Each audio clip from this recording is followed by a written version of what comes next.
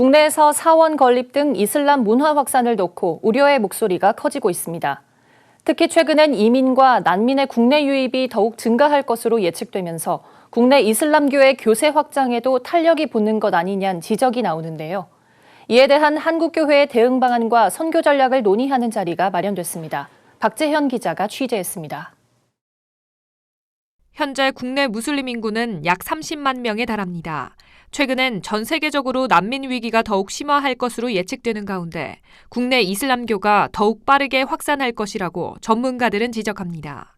이런 가운데 대한예수교장로회 합동총회 이슬람대책위원회는 국내 이슬람교 확산에 대한 한국교회의 대응 방안을 고민하는 이슬람 대책 세미나를 개최했습니다. 발제에 나선 총신대 김성욱 교수는 개혁주의 입장에서 이슬람에 대한 합당한 대응 전략을 수립할 것을 강조했습니다. 종교개혁자 마틴 루터와 존 칼빈 등의 선교 전략을 본받아 이슬람에 대한 경계를 높이면서도 기독교 신앙교육은 강화해야 한다는 겁니다.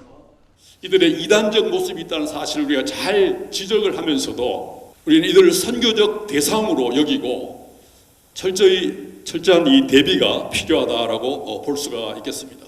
무엇보다도 이를 위해서는 최고의 사역은 바로 기도 선교 전략이다라고 볼 수가 있겠습니다. 과거 유럽 이슬람 인구 성장을 바탕으로 한국교회가 교훈을 얻어야 한다는 제언도 나왔습니다.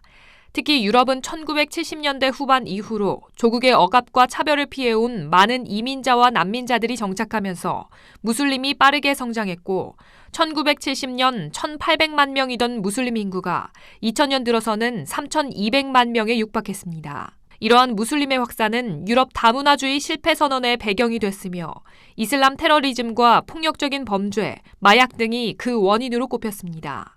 총신대 유해석 교수는 이슬람 종교에 대한 이해 없이 받아들여 위기에 처한 유럽과 달리 한국 교회는 이슬람에 대한 이해의 폭을 넓히고 교회를 건강하게 지켜나가기 위한 노력이 중요하다고 지적했습니다.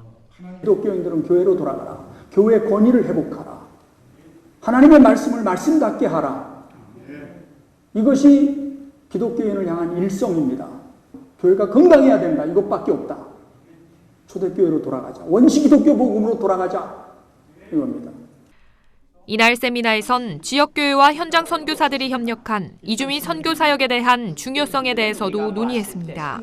총회 측은 앞으로도 국내 무슬림 확산과 이로 인한 문화적 충돌, 갈등을 예의주시하며 이에 따른 한국교회의 대책 마련에 힘써 나갈 계획입니다.